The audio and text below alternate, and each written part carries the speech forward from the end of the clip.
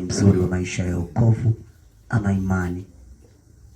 Na kuna wakati wanasema ulipokuwa mtoto uliamini kila kitu unaweza kufanya, lakini sasa kuna vitu unaona haviwezi kwenda ukiwa na umri ule mkubwa ambao kila mmoja aliuhitaji kwa moja ya sababu ya kitu ambacho naamini kinaweza kuwa sababu. Tarehe 18 mwezi wa kwanza mwaka 2026 nilikufundisha kitu kimoja kinaitwa unalijua kosa lako. Leo najifunza au nataka nikufundishe kipengele kingine kinasema mahali pa kosa lako ndio mahali unapokaa. Sehemu ambayo au jambo la kukosea unalokaa nalo ama ulilotenda ndilo ambalo linaweza likakufanya ukadumu mahali pale kwa siku zote. Rejea kitabu cha Mwanzo uangalie namna Mungu anamwambia Adamu kwa habari ya kosa lake. Na dunia ilipata mabadiliko kupitia nafasi ya kile kimoja ambacho alikifanya. Lakini rejea kitabu cha Mwanzo hicho utafahamu kwamba hata shetani alitupwa chini kwa sababu ya kosa alilolitenda na akaduma alipokosa lake kwa nafasi yake. Nataka nifundishe hiki kipengele japokuwa nitasema na vitu vingine ambavyo vinaweza kukusaidia kwenye nafasi yako. Kwa sababu unaamini kuna kitu ambacho natamani kukiona. Kuanzia tarehe 18 mpaka leo kuna mambo mengi yametokea. Mpaka leo tuna mwezi wa 5 huu. Leo tarehe 3 ya mwezi wa 5. Tunaenda kukata mwaka, tunasogea hivyo taratibu, mwisho wa siku mwaka utaisha. Una hatua gani mpya, una mambo gani mazuri ambayo yametokea? Na kila kinachokutokea wewe kinakutokea ili ufanye kitu ambacho kinaweza kuwa kizuri ama kibaya. Na tafakari sana ujumbe huu kwa sababu unaweza kukusaidia kutoka hapo ulipo. Nishasema sana, Mungu haziangalii shida zako kwa sababu ya kufanya dhambi. Mungu anaangalia namna ambavyo utampendeza kupitia maisha utakayoishi hata kama ni magumu. Kwa sababu alichokuumbia ni kile alichotaka uwe nacho kwenye nafasi yako. Ndio maana akakuweka hapa. Ndio maana nimesema turejee hivi kwanza, alafu tupate nafasi ya kujua nini ambacho kinaweza kutusaidia kupitia nafasi ya namna ambavyo tunaweza tukajadili asubuhi hii leo. Kuna mambo mengi sana unayohitaji, mengi sana ambayo naamini una sababu fulani za kuwa hivyo ulivyo. Kila kitu ambacho unakiona kimeletwa na vitu. Na tuna muda tunasema tunaweza tukazungumza. Maisha mazuri hayaji bila gharama. Kila unachokiona kimetengenezwa na watu, kiliandaliwa na watu. Kuna watu wametoa jasho na damu mpaka kufika pale. Miji mizuri, majumba mazuri, watu wazuri hawajakuwa kama walivyokuwa. Kuna gharama imepatikana. Gharama ambayo haitakutaka kabisa ukate tamaa. Lazima upambane mpaka mwisho. Chochote utakachokifanya katikati ukiharibu, lile jambo unalotaka litokee halitatokea. Ndio maana ukituangalia ni wengi tunatamani kufanikiwa, lakini kuna sehemu tunafika sehemu tunakata tamaa, tunarudi nyuma. Tunaofanya kazi ni wengi, wakati mwingine wanaobarikiwa pia au wanaosonga mbele ni wachache. Kwa sababu kila mmoja anafanya kazi akiwa na nia fulani. Lakini pia hata kwenye nafasi ya kumwomba Mungu, tunaomba Mungu ni wengi, lakini wanaokutana na Mungu pia ni wachache sana. Kwa sababu sio kila mtu ameenda kumtafuta Mungu. Mwingine amekwenda kwa sababu ya shida zake tu zikiisha anaachana na Mungu. Hana mpango na Mungu, hana nafasi na Mungu. Kwa hiyo kuna namna anatembea akijua kuna kitu ambacho anatamani tukikiona kinatokea ili awe na jambo fulani. Ndio maana nimesema nataka nikufundishe kosa. Unaweza ukadumu mahali pa kosa lako. Na maisha au matokeo namna unavyoishi ni kwa sababu ya kile ambacho umekifanya. Ndio maana kila jambo unaloliona duniani ni kama lilianza ama lilisababishwa kwa makosa. Lakini pia tunafikiri kwa habari nafasi ya gharama ya vitu ambavyo Mungu alivifanya. Biblia inasema alichukua siku 6 kuumba. Ni muda mrefu sana. Kibiblia siku 6. Zaburi anasema kwamba siku moja ni sawa na miaka 1000 mbele za Bwana. Inawezekana ni maelfu ya miaka Mungu alifikiri kufanya. Na hakuna jambo ambalo linakuja tu kirahisi kama ninavyopenda kukufundisha. Kila kitu ambacho unataka kukiita kinahitaji nguvu. Ukikata tamaa hakiji. Ndio maana yake. Hata uumbaji huu Mungu aliumba kwa nguvu. Ndio maana siku ya 7 alipumzika. Alitumia nguvu na gharama. Tena sio nguvu ndogo, nguvu nyingi. Rejea kitabu cha Mathayo. Yesu anasema pana mtu mmoja aliyetokwa na damu miaka 12, unamkumbuka? Biblia inasema akapenya mahali pa watu hata akamgusa Yesu. Maana alijisemea moyoni mwake nikigusa pindo lake tu nitapona. Na alipomgusa Yesu, Yesu anasema nasikia nguvu imenitoka. Anasikia nini? Nguvu imemtoka. Petro anamwambia watu wote hawa wanakugusa. Anasema hawa wana mpango na mimi. Kuna mtu amenigusa akiwa na nia. Sisi kama tunaelewana. Na Yesu akawa anajaribu kugeuka kumtazama ni nani yule, maana naamini aliyemgusa kwa nguvu iliyotoka sio nguvu ya kawaida, kuna kitu kimepungua. Yule mwanamke akashindwa kustahimili, akaenda mbele, akasema ni mimi, kwa sababu niliteswa na damu miaka 12. Kuna watu walikuwa wakimsikia Yesu anaongea ndani ya nyumba fulani. Wakaona hapa tutazidi kuchelewa. Wakapita nyuma, wakatoboa nyumba, wakapita juu ya dari, wakatoboa dari, wakaingia ndani, wakamweka mgonjwa wao pale, aliyekuwa kilema kwa miaka mingi. Wanatumia nguvu. Hakuna jambo litakuja kirahisi tu kama unavyofikiri. Maisha ambayo unapambana nayo hayakusababishi ufanye makosa. Maisha unapambana nayo yanataka upatie ili uwe na kitu fulani. Ukikosea utazidi kudumu pale ambapo ni pa makosa yako, na ukipatia utasonga mbele. Na kikawaida asilimia nyingi za watu ambao wanakutana na changamoto hizi hawawezi kupiga hatua. Wengi watu tunachemka kwenye mazingira kama haya. Na utaona mtu anafika sehemu anaona bora akate tamaa tu, aishie hapo alipo. Ndio maana nimezidi kuzungumza na wewe hivi vitu ambavyo unavitazama. Tunaona miji mizuri, tunaona mataifa mazuri. Kuna muda unayatamani, unasema tungekuwa pale, lakini ukitafuta historia yao ni nzito. Ukianza kuchimbuliwa historia yao unagundua ni nzito.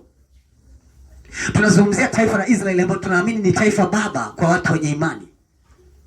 Taifa ambalo limepita maeneo mengi. Wale watu hawajaishi tu Kanaani, wameishi Misri pia. Wamekaa utumwani miaka mingi zaidi ya 400.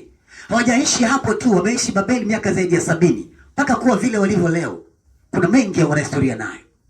Tunasoma historia yao kwenye Biblia, ila sio kama wewe. Kuna wakati unakata tamaa mapema sana. Kuna namna unasema vitu vitakuja, kweli vinakuja, lakini umetumia gharama gani kuviona vile vitu vinatokea? Zaidi ni kuna wakati unajikuta unasogea mahali pa makosa yako ili kurahisisha kitu. Kuna kitu unaona ni kigumu, kwa unaona bora ufanye dhambi ili upindishe uone kinatokea. Kumbe umeharibu kabisa mfululizo wa kila kitu ulichoanzisha mwanzo. Ngoja nikwambie kitu. Dhambi inaweza isikupe matokeo leo, ikakupa kesho. Dhambi inaweza isikupe matokeo saizi, ikakupa baadaye, ikiwa tu uliitenda. Na naamini nikwambie na wewe, asilimia 90 mpaka 100 ya watu wanaotenda dhambi hawawezi kurudi kwenye mstari waliokuwepo mwanzo mpaka wanakufa. Huo ni ukweli, nakwambia tu leo. Inawezekana labda ulikuwa haujui, lakini nikwambia ukweli. Asilimia 90 mpaka 100 ya watu wanaotenda dhambi hawawezi kurejea kwenye mstari waliokuwepo mwanzo mpaka wanakufa. Inawezekana kwamba akatokea mtu mwingine wa kuiomboleza dhambi uliyoitenda. Ndio maana waliotenda dhambi ni wazee katika zamani za Danieli. Walioenda utumwani ni wakina Danieli. Wakakaa kule miaka 70. Hapakuwa na mtu ambaye alikuwa anaweza kuiomboleza dhambi. Kile kizazi kilikufa kikaisha, kikainuka kizazi kingine. Lakini tunaamini kwamba kuna watu walifanya dhambi katika nchi ya jangwa lile la kutoka Misri kuingia katika nchi ya Kanaani, wakafia pale. Kizazi kilichoingia katika nchi ya ahadi ni kipya. Unaelewa nini hapa? Kwa sababu mzigo wa dhambi unaweza kukupelekea wewe kufanya matokeo ya kitu chochote. Na kawaida ya dhambi huja ili kuleta kitu, haitendwi tu. Ndio maana nimezungumzia makosa. Ni namna ambayo iko. Kuna jinsi tu unaweza ukatembea kwenye nafasi hii, ukaamini kuna kitu kipo kwenye nafasi yako, lakini kosa lako linaweza likakaa likadumu kwa muda mrefu kuliko namna ambavyo unafikiri. Kuna muda ni kweli msamaha haukurudishi kwenye nafasi yako. Msamaha unakupa muda wa kusamehewa tu, lakini sio kurudi kwenye eneo. Hivi tunaelewana sijui? Tukakupa mtihani hapa ukafeli, ukaomba msamaha, unajua siku ile nilikuwa naomba kichwa. Umefeli, umefaulu. Hatuwezi kukurudisha kwenye mstari au kukupandisha darasa, utabaki pale. Kanisa, tunaelewana? Dhambi unayoitenda ama kosa unalolitenda, kazi yake kubwa ni kukufanya udumu mahali fulani, mahali pa udhaifu. Ndio maana kuanzia ule wakati wa Adamu kufanya uharibifu, dunia na kila kitu kilibadilika mpaka leo tunavyoishi. Tuko nje na ile dunia ya kwanza ambayo Mungu aliiumba.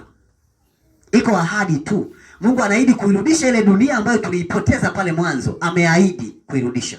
Lakini sio leo. Tunaelewana sijui? Ni kosa hilo moja. Mahali ambapo wanakaa shetani, huyo shetani ni kosa moja alifanya. Mbingu na nchi na kila kitu kikageuka kwa kinyume na namna ambavyo alifikiri. Kosa, dhambi, mambo ambayo unaweza ukayatenda kwa nafasi ya kawaida yanaweza kukufanya kufikia sehemu fulani ngumu. Kuna mtu atakupa urahisi tu, tenda tu, utaomba msamaha. Msamaha upo, ni kweli. Mungu anakusamehe. lakini kukurejesha kwenye nafasi ndio inakuwa kitu kigumu. Kurejea kwenye nafasi kinakuwa ni kitu kigumu. Ndio maana usirahisishe. Ukiona mambo yako yamezidi kuwa magumu mengi, yanakutaka ufe ama uishi.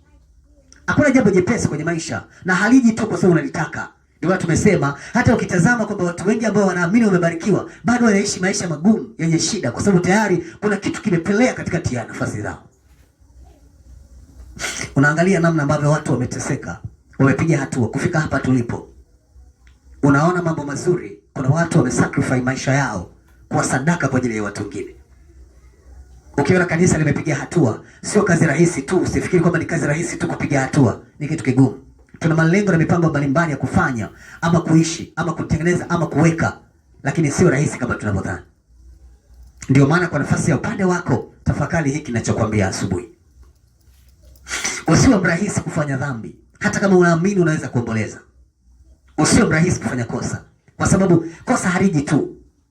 Ni nani anakuambia shetani hajui kama kuna msamaha? Ni nani? Biblia inasema tutasamehewa hata mara 70, si sawa? Lakini kwa nini anarudia? Kama anajua kazi anazozifanya hazina faida, kwa nini azirudie? Hata unaweza kufanya kazi ya hasara. Ukasiri kufanya tu kumfanya mtu akosea ukijua kesho ataomba msamaha. Unaweza kufanya kazi hiyo? Huwezi. Kuna jambo jingine kubwa kuliko hilo unalolijua wewe, ambalo lazima mtu ahame. Position na nafasi yako itabadilika kuanzia pale ulipotenda dhambi. Kwa maana ukiomba msamaha unakuwa mtu mwingine. Na inawezekana pakatokea mabadiliko makubwa kupitia msamaha uliofanya. Msamaha au kumfanya Musa aishi, alikufa. Tunaelewana sijui? Yaani ni kweli kwamba nimekusamehe lakini kule hutaingia, unaishia hapa.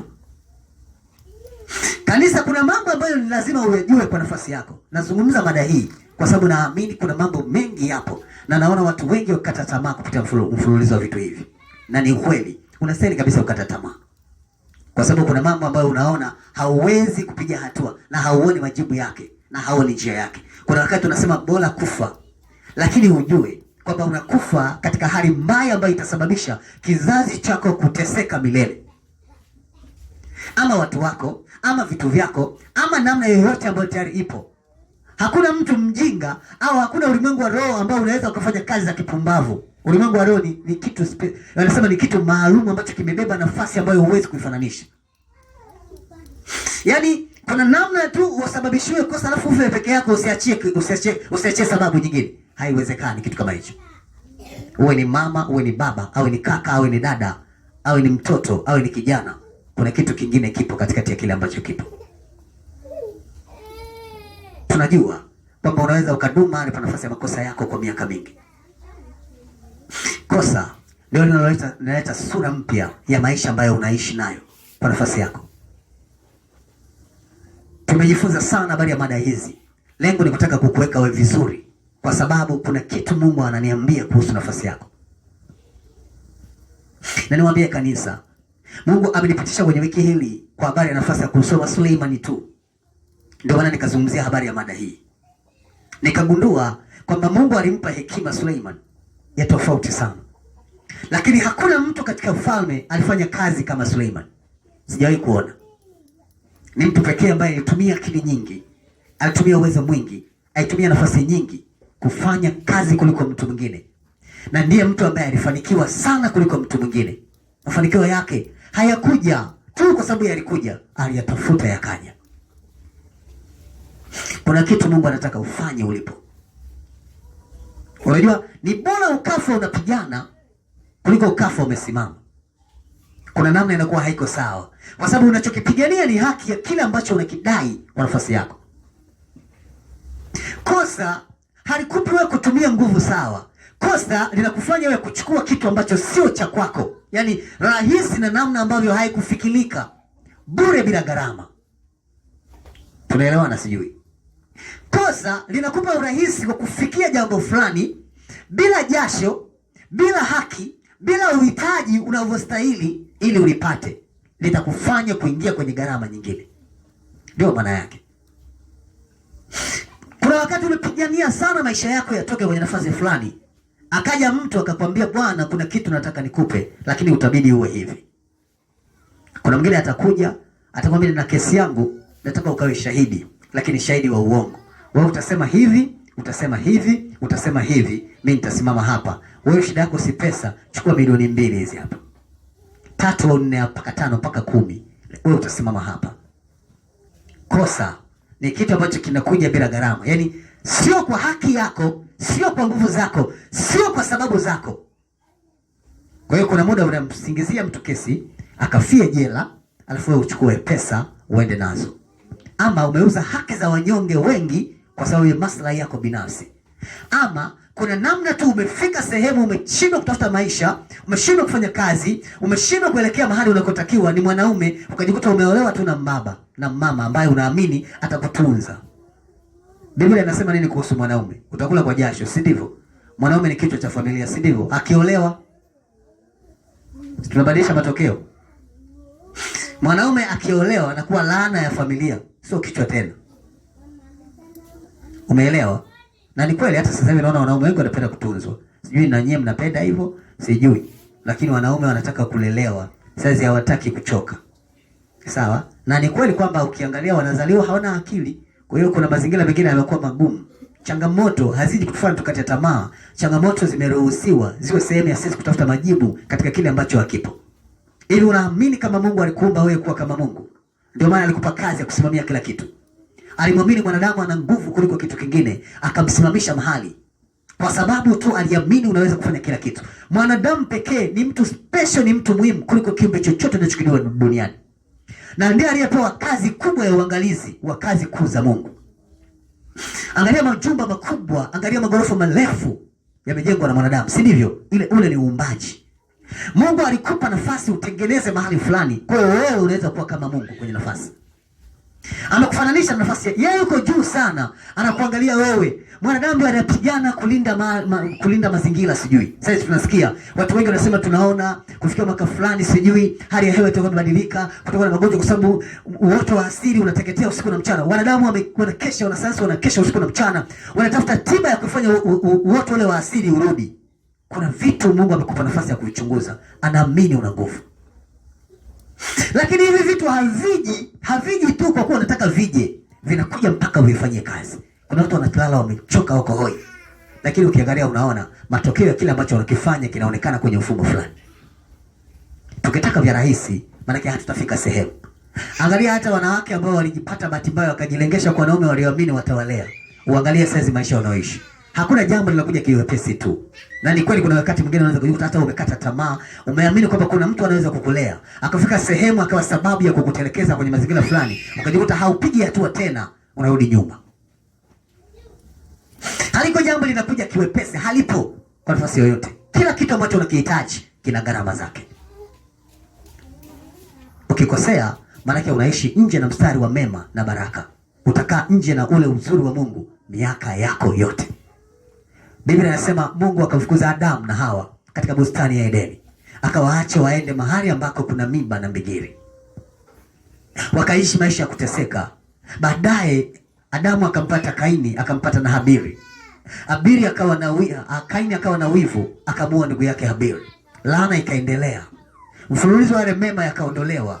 Palipokuwa pana nafasi au pana nafuu kidogo, pakaharibiwa kabisa. Biblia inasema baada ya nafasi ile Kaini akafukuzwa aishi maisha ya utumwa, akapewa alama mbaya ya laana, naye akazaa watoto na familia ikalaaniwa, wakawa na shida ambazo haziwezi kuwa na kipimo wala mwisho. Tumefahamu kwamba Yesu alikuja kwa nafasi hii, akapita njia ambayo aliamini kila atakayepita njia ile anaweza kufanikiwa. Kanisa la Mungu, kuna kazi ambayo lazima uijue kwamba unahitaji kufanya ili kupiga hatua. Haujaja kwa mtumishi wa Mungu bure tu. Kuna kitu Mungu atakulipa, lakini mpaka pale atakapokuwa amekuhakiki kwa mfumo wake sawa. Angalia nafasi yako na maisha yako. Angalia muda wako pia. Kuna mambo ambayo lazima uyafanye ukiwa hivyo ulivyo. Jambo lolote ambalo umeliona limetokea kwako, hajatokea kwa sababu uko mwenyewe. Limetokea kwa sababu Mungu anaamini kuna kitu kingine cha ziada anaweza kufanya kikawa sawa. Tuangalie tu kwa usawa, tuangalie kwa namna ilivyo. Kuna muda nimekuwa nikiangalia dunia, nikitazama namna ilivyo. Mungu ananiambia unaona gharama za ujenzi za kanisa la kwanza ambalo Suleiman alilijenga. Hakuanza yeye, baba yake Daudi alianza kuandaa vifaa mapema, akijua kazi inayokuja ni ngumu. Dogo akaja akatembea kwenye mstari ambao baba yake alipita kama ambavyo alitakiwa kutembea. Hakuna kulala wala kusinzia kwa miaka mingi mpaka kukamilisha kazi ya ujenzi ambayo ilichukua gharama kubwa. Tuna mawazo ya kutengeneza kitu kikubwa ambacho kitachukua gharama kubwa. Tunayo imani kwamba kuna watu walio positive na sisi na kuna watu walio negative na sisi. Tunaamini hivyo. Tunaamini kufikia malengo ama kufikia nafasi fulani hakuji bure. Ndio maana unaona kuna mtu anaweza akajikuta amependa biashara ya mtu akasema na yeye aanzishe, akashangaa kabla hajafika mbali imekufa. Kuna mtu anaweza kusema na mimi naweza nikalima, kumbe kulima ni rahisi sana na watu wanafanikiwa sana kwenye kulima, akalima akajikuta amepata sado, hawezi tena kuendelea mbele. Mwingine anakuambia kwa gharama niliyoitumia hapa si ningeweza kununua hata magunia 12 au 15, lakini ona nilichokivuna. Kuna kosa mahali fulani. Kosa linahamisha kila kitu kizuri ulichotoka kukivuna. Kosa moja. Kosa litakuletea mauti, litakuletea hatari. Kosa litabadili mfululizo wa vizuri vyote ambavyo utakuja kuviishi. Kuna wakati utadhania unarahisisha maisha, kumbe ndio unayakaza maisha. Ni bora ungebaki hata pale pale ulipokuwa. Kuna wakati unaweza ukafikiri bora nipite hapa ili nirahisishe, kumbe unakoelekea ndio kubaya zaidi kuliko ulikotoka. Ni bora ungebaki pale pale ulipokuwa ungeishi kuliko kule ulikoelekea. Ulijua ni rahisi kwa sababu hukutaka tena kutumia nguvu na nafasi yako. Na pengine Mungu alikusababisha vile ili uzidi kutumia nguvu. Hatukati tamaa mbele za Bwana, hatukati tamaa. Tunatafuta suluhu ya matatizo yanayotupata, hatukati tamaa. Kwa sababu Mungu anaamini tumebarikiwa, tunazo nguvu za kuamini na kutengeneza. Kwa hiyo kufika sehemu kaona mtumishi wa Mungu afika sehemu amekata tamaa, anasema ni wala unaliwe. Huyu hafai, kuna kitu kimepungua ndani yake. Hatukati tamaa. Watu wa Mungu hatukati tamaa, tunaendelea mbele. Kuna miaka ya kusemwa, kuna miaka ya kukataliwa, kuna miaka ya kuachwa, kuna miaka ya kudhorota, kuna miaka ya kukonda pia utambue. Lakini pia kuna miaka ya kunenepa na kustawi. Katika wakati ambao unauendea tu, unaamini kuna vitu vipo vinatokea. Na hayo ndio maisha ya kawaida kwenye nafasi zetu. Kanisa tuko pamoja. Kuna mtu unamkataza kabisa, unamwambia usifanye hiki, anakuambia liwalo na liwe nitafanya. Unamwacha. Akienda kule anaumia, akiumia anakurudia wewe tena. Unanielewa? Mnatafuta suluhu pamoja, lakini ni kweli kwamba kuna kitu kimekuwa tatizo kwenye nafasi ya kila kitu. Ndio maana ukipiga hesabu sana ukagundua, Yesu alizipenda njia ngumu kuliko rahisi kwa sababu aliamini ndivyo kuliko na mafanikio yake. Na ushindi wa Mungu unaletwa na njia ambazo zinapitika kwa nafasi ya kawaida. Hakuji kitu kigumu tu, kitabaki kuwa kigumu, lazima kitaisha. Unamfahamu Ayubu ambaye aliishi kwenye mateso kwa miaka zaidi mingi tu. Akakaa katika nafasi ya makosa ya mateso yake. Akajaribu kufanya kila kitu kama ulivyofanya wewe. Aliomba yule baba. Alifunga. Alifanya huduma zote ambazo zilikuwa ilishindikana. Kuna mtu alimshawishi mke wake akamwambia kufuru tu ufe, kwa sababu kufa ni kurahisisha maisha. Akidhani kufa ni kitu ambacho kitapunguza ukali wa vita. Ila Ayubu alimjibu nini? Alisema kama nisipokufuru sitakufa. Wakamwambia ndio. Akasema sikufuru ili nife. Kwa sababu sina haja ya kukufuru wakati hata nikikufuru ama nisipokufuru nitakufa. Ngoja nisubiri nione nitakavyokufa. Tunarahisisha sana. Tumehamisha njia za Bwana. Tumehamisha maeneo ya Mungu. Tukiamini tunakoelekea ni kuzuri kuliko ilivyo kawaida. Haujui hatari ya makosa unayoyatenda. Ndio maana shetani mpaka kesho hataacha kukufuata ukosee. Hata kama unaamini utafanya toba na utarejea. Ila anaamini mahali pa kosa lako patakutafuta siku nyingi. Na inawezekana usio na nguvu ya kuombolezea. Aliyefanya kosa ni Adamu na Hawa. Aliyekuja kulipa deni ni Kristo, yaani Mungu mwenyewe. Hapakuwa na wanadamu yoyote. Biblia inasema ikapigwa mbiu ikasema ni mtume nani atakayewaokoa wanadamu na dhambi zao? Nani? Akajaribu kulibadili kosa ambalo alifanya Adamu. Biblia inasema mbingu ilinyamaza kimya. Hapakuwa na mtu aliyejibu lile swali, hata mmoja. Unaliendea kosa lako ukiamini ni rahisi sana kusimama mbele za Bwana na kufanya toba. Hata maisha ya Ezekieli yaliongezwa miaka 15 tu baada ya kosa. Sio miaka mingi 15, sio miaka mingi. Eti unaamini? Hivi unaamini kosa ndio lilisababisha akaongezwa miaka 15? Inawezekana miaka 15 ilipigwa nusu. Alikuwa ni wakuishi miaka 30 au 40. Kwa makosa tunapunguza kila kitu, tunaharibu. Tena unaangalia namna mfumo wako wa maisha unavyobadilika kupitia namna unavyoishi. Inawezekana umeshindwa kuvumilia, ni wakati tu Mungu anataka upitie, ni kipindi tu, lakini hataki ukate tamaa. Usipite njia mbaya kwa sababu tu kuna jambo gumu limekupata. Usipite njia mbaya. Kubali kuishikilia haki yako hata kama unaona uko mahali pa kuibiwa. Tumrudie Yusufu, kitabu cha Mwanzo. Aliuzwa. Si unahisi una mkosi wewe. Ndugu zako wamekuuza. Unafika sehemu unapendwa, Potifa akamnunua. Potifa naye akaona hii ni biashara nzuri akauza. Yaani wanauza, watu wanauza. Ili unafikiri kuuzwa ni jambo zuri? Eti kuuzwa ni jambo zuri?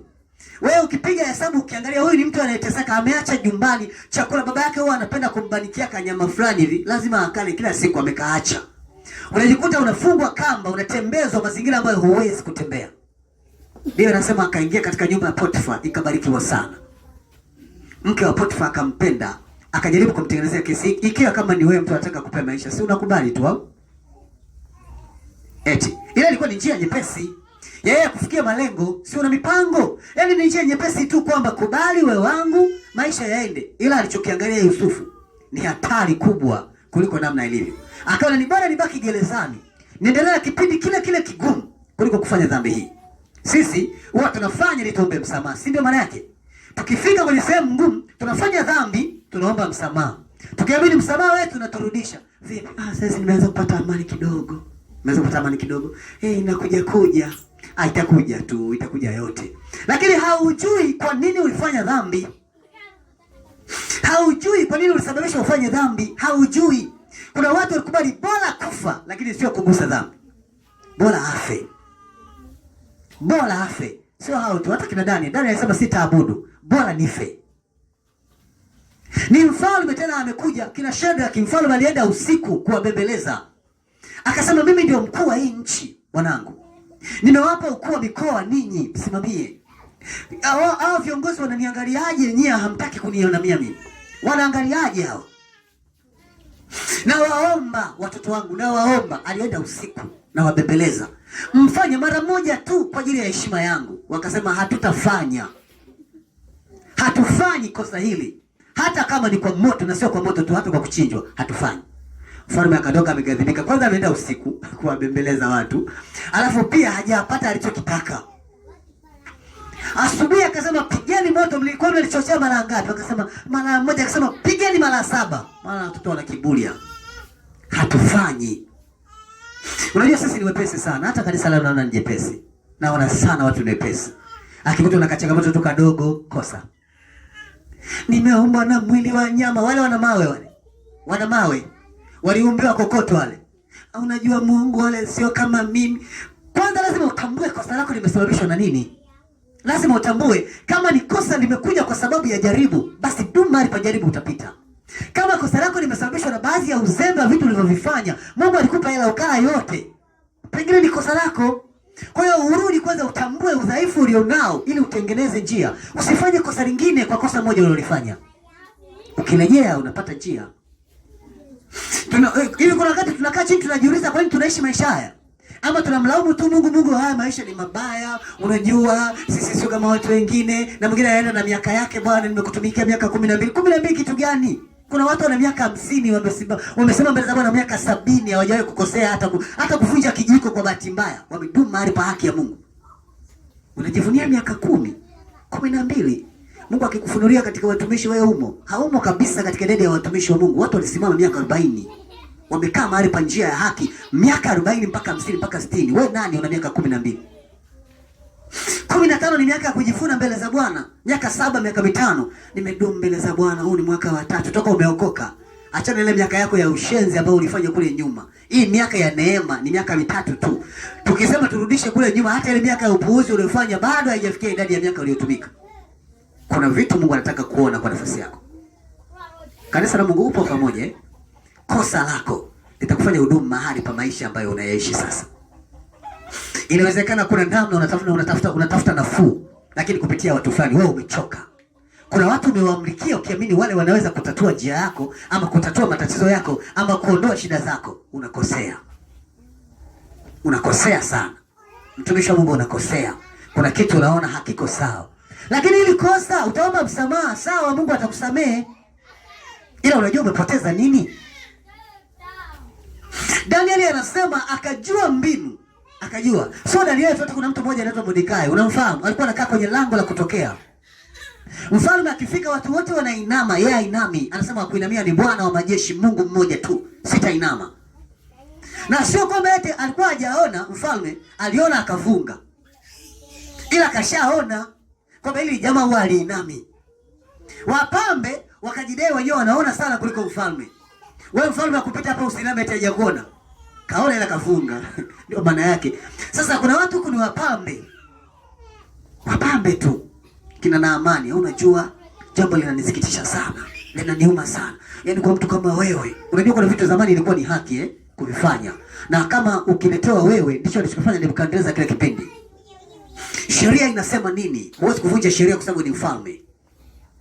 Kuna mahali aliambiwa Herode, nafikiri ni Herode ni nani yule? Akaambiwa usipofanya hivi hautakuwa rafiki wa Kaisari. Unaelewa Sheria inakutaka ufanye nini? Sheria inakutaka uamuaje kwenye nini? Hauna haki ya kuharibu sheria hata kama wewe ni mfalme. Umesoma kisa vizuri cha Daniel. Biblia inasema usiku kucha Nebukadneza hakulala, akawa anamuwaza, anamuombea nani? Danieli. Saa 12 ndio alikuwa mtu wa kwanza anamwambia mtu wa Mungu usiwe na makosa. Kwani bado uko hai? Daniel anasema niko hai. Hapa akasema sheria inavunjwa. Hapa akasema akasema sheria inavunjwa. Kwa kuwa nimevumilia, si tulishamtupa tayari. Tumemtupa tayari, jamaa hajaliwa. Sasa kinachotakiwa hapa ni kumtoa, tunawatupa waliomtupa. Kesi inabadilishwa. Kama angejaribu kubadilisha, nini kingetokea? Unaogopa magumu ambayo yako mbele yako, unafanya dhambi, unahamisha uzuri ambao ungekuja. Pengine wewe ni mtu pekee wa kubadilisha historia, ndio maana uko hapa. Sasa hawataki, umehama, historia inabadilika. Inawezekana ndio mtu pekee Mungu anataka kubadilisha, kuichange familia yako, mazima itakula bata. Umebadilika, Mungu anakurudisha. Mimi ni mwanadamu, nimeumbiwa mwili wa nyama kweli baba. Na unajua kabisa kwamba mimi ni mtu wa kukosea. Kosea. Maisha ya familia yako yatadumu katika hatia miaka yako yote. Na inawezekana Mungu alikuinua wewe kwa sababu yako wewe peke yako. Inawezekana vikapita vizazi hata 100 kwako. Hakuna aliye na nguvu kama ulivyosimamishwa wewe. Na wewe ambaye ulisimamishwa ulifanya kosa. Eti unaenda. Jamani, tunaenda hapa katikati. Mimi nimetaka nizungumzie hii mada kwa sababu naamini watu wengi tunafanya makusudi kwenye mazingira fulani kwa sababu tunaamini msamaha upo. Ila hatujui msamaha huwa hauturudishi tulivyoviharibu wakati mwingine. Kuna namna gharama yako ni kubwa. Kuna namna gharama yako ulisamehewa dhambi zako za kule nyuma. Leo una sacrifice, kuna namna unapigania haki ya kupata vitu vingine ambavyo unahitaji tena viendelee mbele. Maisha yako yalikuwa kwenye nafasi fulani. Ulikuwa na utumwa wa hali fulani ambao ulikusababisha wewe ukae kwenye nafasi fulani. Leo Mungu alikupa neema ya kuokolewa kwenye mazingira fulani. Usiniambie eti ni wizi tu kidogo. Nilipiga kama watu wengine. Unajua kuna wakati nilizulumu tu kidogo. Hata udhulumati ni dhambi. Aliyekutuma kudhulumu ana malengo na kile ambacho tayari kipo, ndio maana ujiulize. Yaani mpaka leo mimi nilikuwa namuuliza Mungu, nasema Mungu, kwa hiyo shetani anafanya kazi bure? Mungu anasema shetani afanye kazi bure, ana faida. Hawezi akawa anafanya kazi bure akusababisha eti ukosee iwe kazi bure. Anajua kabisa utaomba msamaha, anajua kabisa mpaka dakika utakao simama kumwambia baba najichukia mimi, lakini anajua kwamba kujichukia kwako hakutabadilisha rekodi ya kitu chochote. Ushawahi kumuuliza Mungu wewe ni nani? Kwa nini uko hapo? Ushawahi kumuuliza Mungu kwa nini uliniumba? Biblia inasema, wanasayansi wanasemaje jamani? Wanasema nyie ambao mmesoma sayansi, wanasema mwanaume anatoa mbegu ngapi? Mbegu mwanaume anamwaga zaidi ya milioni 3 mbegu. Kwa nini uliingia wewe ukazaliwa? Kwa nini haikuingia mbegu nyingine akazaliwa mtu mwingine ukazaliwa wewe? Na wanasema wanasayansi wanaenda mbali zaidi, wanasema zile mbegu zinakufa, baadaye zinakuwa protini, zinamsaidia mwanamke kunenepa na kuwa vizuri. Mbegu za mwanaume. Si ndivyo wanavyosema wanasayansi, kama mpo mtanipinga. Kama nasema uongo mtaniambia, lakini ndio kawaida. Wanasema ni kweli, wanasema sasa ni wafiche vya nini? Mimi naongea vyote. Ndivyo ilivyo. Kwamba mbegu za mwanaume ni protini kubwa mwilini kwa mwanamke, na muda mwingine ni kama dawa. Lakini kwa mwanaume sahihi, umeolewa wewe, na unajua mimi mwili unawaka tamaa, unawaka. Haya mazingira mengine sasa tunaenda. Lakini ni ukweli. Sijajua kwa nafasi yako. Lakini nasema sitaki kwenda kwenye mambo ya sayansi. Unajua kwa sababu akachezea, nataka tuchekeshe leo. Sitaki kwenda huko. Ngoja nirudi kwenye somo langu. Sitaki kabisa kuzungumzia hii mada. lakini ni ukweli. Tunataka tuangalie namna njema ambayo inaweza ikakusaidia. Aliuzwa baba wa watu, akanunuliwa, akauzwa tena, akasingiziwa kesi, lakini akasema potelea mbali, nitabaki kusimama kwenye jambo langu, hata kama nachoambiwa kinanipasa. Njoo nikupe maisha. Njoo mtoto mzuri kama wewe unashindwaje kupata maisha? Njoo upate maisha.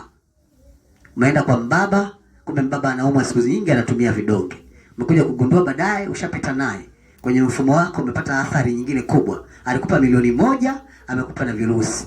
Milioni 1 hiyo hela haitoshi hata kununua dozi moja ya dawa. Tukisema ununue, huwezi hata kununua. Hiyo milioni 1 hununui hata dozi moja. Hata vidonge vya kunywa siku hizo hununui wewe. Kuna watu wamekaa kule serikalini wanakupigia hesabu wewe, kumbe hata wala hujifikiri. Fikiria mambo mengine. Mimi Mungu alinifundisha kitu. Akaniambia usivione vyaelea, vimeundwa. Si sawa Ila majibu ya sisi wengi watu tunasema kwa sababu ni vyepesi, havina uzito.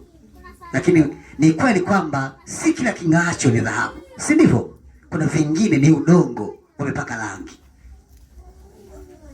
Gharama ya kile ambacho unakifikiri kwa nafasi yako haiwezi kuja kwa sababu ya kitu fulani. Hauwezi ukajibadili, ukatengua nafasi yako, ukarahisisha maisha yako eti kiwepesi tu. Ndio maana nimeanza hapa kuzungumza. Tunaona majumba makubwa, miji mizuri, magorofa marefu. Hata wewe tukikwambia, hivyo unajisikiaje bwana, tumekukatia passport uende Marekani. Unajisikiaje?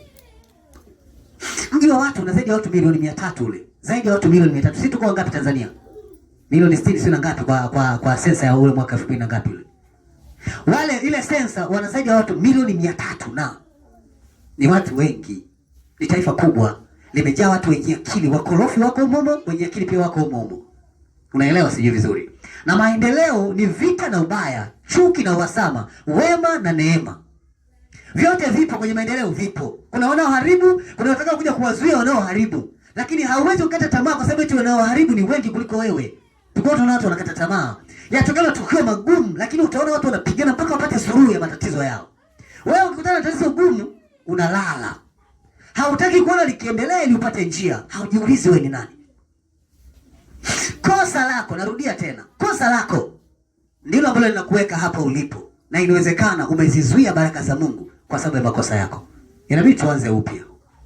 Si ndivyo? Ulikuwa umepanda darasa la 4, ukifika darasa la 4 wale wanaosoma wanaelewa. Darasa la 4 sasa hivi nasikia mambo ya utaratibu wa shule yamebadilika kidogo. Si ndivyo? Mtaala umekuwa mpya sasa hizi. Ila kwa wale ambao wanajua tulikuwa tukifika darasa la 4 kuna kapepa pale. Si ndivyo Kale kapepa kana kuandaa. Ukipata chini ya max zile ya uendi, unabaki pale pale. Watu watakuja tuseme pole sana, umefeli. Pole sana. Ukifika darasa 7 pia kuna kapepa. Kakukufanya wewe mwenye akili uendelee, wenye hawana wanabaki. Unaelewa? Ukifika tena form 2 pale pana kapepa tena pale. Zile zamani ilikuwa ukifeli mara 2 nafikiri. Sasa hivi sijajua. Maana sasa hivi max zao na sijui wao wamepangiwaje. Ukifika form 4 pia pale palikuwa pana max. Form 4 ndio ni cheti mama, hata sasa hivi naamini ni cheti mama mpaka sasa hizi. Ambacho vyovyote nenda popote watakutaka cheti cha form 4. Kokote unakoenda, unaweza usikuombe cheti cha form 6, usikuombe cheti cha degree, wakakuomba cheti cha form 4. Kina maana kubwa. Ni cheti mama ambacho kwa nafasi fulani. Wengi wetu wanaamini pale ndio mtu anaanza kupata ubobezi, anakomaa akili yake. Anaweza kuwa mtu ambaye anaweza kufanya maamuzi mengi kwenye nafasi yake. Kanisa la Mungu. Wewe una cheti cha Kristo, unacho. Maana mitihani yote umefeli. Yote. Tokea umeokoka, wewe ni wa kufeli tu. Eti una cheti. Una cheti, maana hiki ndio cheti mama. Ili baraka zije, hiki ndio cheti mama, unacho? Yesu Kristo mimi nakupenda sana, kanavuta cheti changu. Huna? Kwenda mbali na mimi. Uweze ukaajiriwa, upate ajira, uende popote, ufanye lolote. Yaani kuna wakati mkuu wako wa kazi anajua wewe ni haka mzuri, lakini form 4 una zero, cheti chako anacho. Kila kibagala jamani ni haka, lakini form 4 na zero. Niliweka maana nilipita njia nyingine. Kuna mazingira ambayo tayari yapo. Asi wacheki wenye zero. Zero na pengine na kipaji ni kipaji. Kuna wakati wengine Kuna namna unajikuta tu uliangukia hiyo bahati mbaya. Wewe mimi nilikuwa naumwa mwaka mzima. Nashukuru hata ile zile niliyopata. Sawa. Lakini kuna mazingira unayaona kwamba haya hayako sawa kwa nafasi zetu. Wengine wenyewe waliona mapema tu waache darasa la 7 atafute maisha. Zamani sana huko. Unajua zamani. Wengine la 4 tu akata kona mambo ya kusoma na mimi nini na nini. Ni kweli kuna namna, lakini kuna mwingine anakuwa ni genius, akajikuta tu amepata marks ambazo hazikuwa kwenye nafasi fulani, ile ukimweka sehemu fulani anamudu, anafanya vizuri. Una cheti cha Kristo unacho? Maana hapa kila mmoja ana malaumu yake. Yesu, usiponitendea kesho haki ya Mungu nafanya dhambi. Sawa. Yaani Mungu kama jambo hili kesho halijatokea, lolote litanitokea. Na kuna muda unaona kila unachokiendea kinaweza kuzuia nafasi fulani. Ni jambo ambalo umelipata pasipo haki ya nguvu inayostahili. Kwa hiyo ni dhambi. Lile halitarudisha wala halitapunguza ukali, litaongeza. Ndio maana pambana kwa nafasi yako, kwa wakati wako. Simama, usifanye dhambi, usifanye acha. Narudia tena, usifanye dhambi, unapoteza mema. Mungu alikusimamisha wewe kwa sababu kwa ajili ya watu wengine. Usiwe binafsi, maana wewe ni ubinafsi. Inawezekana baraka zako wangekula kizazi chako chote, umeharibu. Mungu alitaka kuinua familia yako nzima, wewe ndio umebeba, umeharibu. Mungu anaangalia, wewe ni ubinafsi. Yaani umeharibu nafasi ya vitu kwa sababu ya namna ya kwako mwenyewe tu, sio kwa ajili ya vitu vingine. Maana ukiangalia wakati mwingine tunaviendea vitu ambavyo tunaamini ni vya kwetu tu. Mimi kuna vitu ambavyo tunataka tuvione mbele za Bwana. Kanisa la Mungu, kuna kitu Mungu anataka ufanye. Ili upige hatua lazima ujue namna ambavyo unatakiwa kukaa kwenye mfumo wako au kwenye nafasi yako. Nje na hapo huwezi kupiga hatua tena. Tuko pamoja Kuna jambo nalielewa hapa. Na mimi najua kwamba tunavyoangalia sisi tunaangalia tu tukiamini uangalizi wetu utakuwa salama kwenye kila tunachokifanya. Lakini wakati mwingine hatuwezi kuwa na hatua njema kwa sababu ya makosa tunayotenda. Hivi unaamini tunataka tutengeneze kanisa zuri, kubwa, lakini kwa namna ya wepesi tunaotaka hatuwezi tukaliona. Milele utabaki kuliota. Linahitaji kupata watu wenye nguvu ambao wanasimama ili waendeleze mfumo.